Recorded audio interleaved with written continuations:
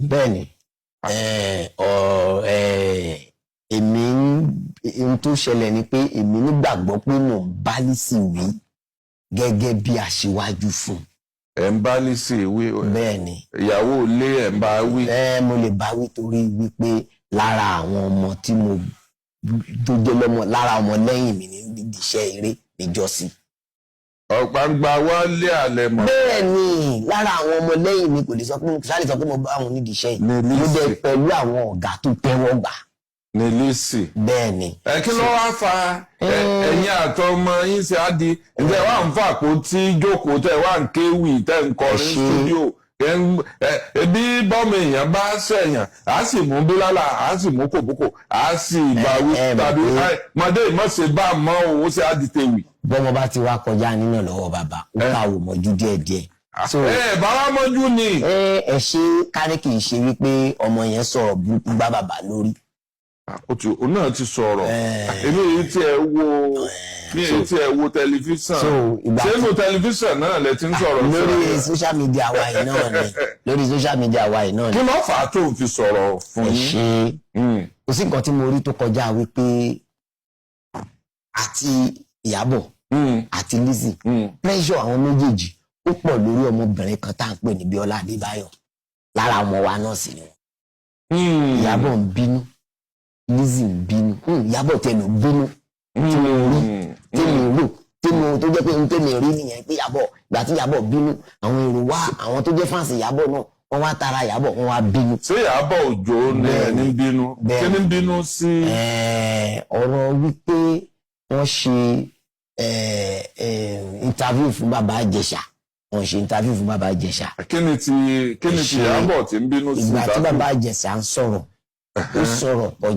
ó sọ̀rọ̀ kọjá dárúkọ Ìyábọ̀ dárúkọ ọmọ Ìyábọ̀ ṣùgbọ́n kí la ti ń pè tíza ni wọ́n wá gbé kinní yẹn sí tíza kò sọ jù bẹ́ẹ̀ yẹn lọ kì í ṣe pé bóyá ó bú Ìyábọ̀ kì í ṣe pé bóyá bá Ìyábọ̀ jà ṣùgbọ́n gẹ́gẹ́ bí wípé ẹni tí ó bínú sí bàbá Ìjẹ̀ṣà pọ̀ ẹ má jẹ́ ká dispute yẹn. ẹ̀yin tẹ́ ń wí ni pé ńgbà ó sọ̀rọ̀ ń pa Ìyábọ̀ mẹ́ kí ló wá kan ti ní sí. nígbà tí Ìyábọ̀ wá rí òun wá ṣáà bóyá ó complain pé bóyá kí bàbá Ìjẹ̀ṣà má dárúkọ òun something so ọ̀rọ̀ yẹn ṣàdáríwò. kí ló wá kan ti ní sí. nígbà tọ́rọ̀ yẹn dariwo ariwo tọ́rọ̀ yẹn di pressure yẹn wà pọ̀ lórí àwọn ọmọ yẹn débi pé àwọn èèyàn ṣáà ń blame ẹ pé kí ló máa ìgbà bàbá Ìjẹ̀ṣà fún kí ló dé tó lóògùn fídíò yẹn nígbà tí bàbá Ìjẹ̀ṣà ò kì í ṣe pé bàbá Ìjẹ̀ṣà wà remorseful nǹkan gbà kan so pressure yẹn wà pọ̀ gbogbo ẹni tó ń gbọ́mọ yẹn jà ti pọ̀. àwọn ṣáà insist pé ọmọ yẹn lọ yọ fídíò lọmọ bá yọ fídíò. kí ló wá kan ti yín bẹ̀. thank you. bóò ni ti Lizzy ṣe wáyé lórí ẹ̀. ẹ̀ṣin ìgbà tí wọ́n wá yọ fídíò wọ́n tún bẹ̀rẹ̀ àwọn èèyàn tún bẹ̀rẹ̀ sí bú oṣù máa yọ kí ló tó yọ ọkọ̀ ọmọ yẹn ṣàtúwà láàrin méjì. so èmi bá ní ọ̀dà ìwọ Ìyábọ̀ o sísítà mi o òun má bínú mọ́ o torí pé o bínú làwọn èèyàn ṣe pariwo lé ọmọ yìí tí ọ̀rọ̀ fi di ọkàn bẹ́ẹ̀ yẹn o ìwọ náà tó jẹ́ Bíọ́lá ọjọ́ míì bóyá Obama ti yọ fídíò yẹn o torí o tún yọ fídíò tán sìn o tún dariwo o tún ti wá ń rí i pé Lizzy náà tún ní fídíò kan wà tí Bíọ́lá yẹn ṣe fún interview kan wà tó ṣe fún Ìyábọ̀ bíi last year sẹ́yìn pé n tó lè mú tó ti lè yọ fídíò bàbá Ìjẹ̀ṣà àfikún yọ ti tòun náà pé Lizzy ló sọ bẹ́ẹ̀ fún wa ní tò Lizzy ìwọ náà àmọ́ mo mọ̀ pé torí n tó wà nílẹ̀ náà ni ìwọ náà má bínú wọn náà máa ní kó yọ fídíò ẹ gbàgbé ẹ ìyẹn ti lẹ fọmọ yìí lẹ because ṣe mọ̀ pé tí èrò bá pọ̀ lórí ẹnìkan nígbà míì tí a bá tètè attend sí irú ẹnìyẹn ó lè wà depressed débi pé ó fa ìjàmbá tá a lérò kó má bá wa sí ìjàmbá tá a lérò ká má bá wa ní wọn bá dẹ̀ ti fi ilé o wọn bá dẹ̀ má ti pariwo lé o wọn bá ti má bàjá o ló jẹ́ kémi sọ pé wo Lizzy kò lè yọ ẹ filẹ̀ yẹ kó máa ṣiṣẹ́ ẹ lọ. ok ẹ̀yin sọ bíi pé ẹ lọ fún ọmọ ìgboyà pé wọ́n yọ fídíò kankan kò lè yọ fídíò gbàgbé lórí ẹ̀. bí ìgboyà kan bí ìgbà tí mo bá wọn dá sí. torí nínú tí Lizzy ń sọ o oníkìní kan tí máa tẹnu mọ́ tí bá ń ṣètò rẹ̀ aládàbí pé tó lò ń bá kọ́kọ́ wá fún lágbájá tó ti wá fún yín rí.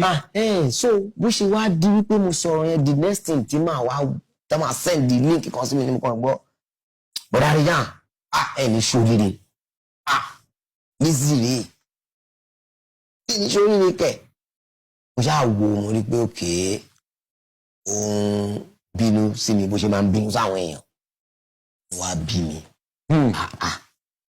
àgbàjá èmi ni ṣe pè nọ́mbà ẹ̀ lẹ́yìn ìgbà tẹ́ rí pé mo náà ṣe fídíò mi ní nọ́mbà ẹ̀ kí n má parọ́. ok ẹ̀yin náà bá pè mo wá ṣe fídíò pé Lizzy ó pẹ̀lú àwọn tó bá ń wájú náà kí ló yẹ kó dé tó fi máa wá bọ́ sórí social media yìí tó máa wá gbé mi ṣe pé Lizzy ó pọ̀ fún ẹ ó pọ̀ gan má ṣe bẹ́ẹ̀ mọ̀ sọ̀rọ̀ yẹn dáadáa. Ọbádògún mú kú aya rẹ̀ mọ́ràn. so bọ́rọ̀ yẹn ṣe di yàngbàyàngbà nìyẹn. ẹ̀yin jáde fún ọ.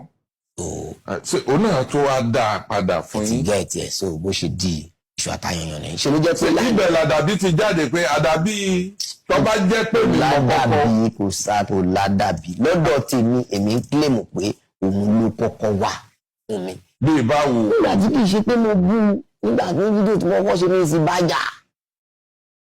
tó ẹgbẹ́ ṣe ni mo lọ kanra mọ́ sí pé Lizzy kí ni kò ṣe bẹ́ẹ̀.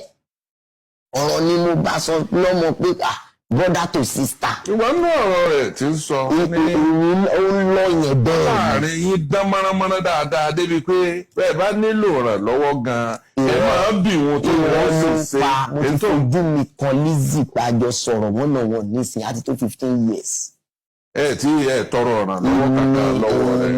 èmi torí kíni nígbà tí kì í ṣe pé bí n pa mi ní nọ́mbẹ̀. lẹ́yìn pé mo kàn mọ̀ pé lára ọmọ wa tó gbọ́dọ̀ wà kọjá lábẹ́òkúta. ọ̀rọ̀pọ̀ ní òwe kọ́bọ̀ ọmọ ń bọ̀ wá o nípa àtàlápẹ̀rẹ̀ ṣe gbọ́n pàtàlápẹ̀rẹ̀ náà. mo gbọ́n pàtàlápẹ̀rẹ̀. mọ̀ ń bọ̀ o nípa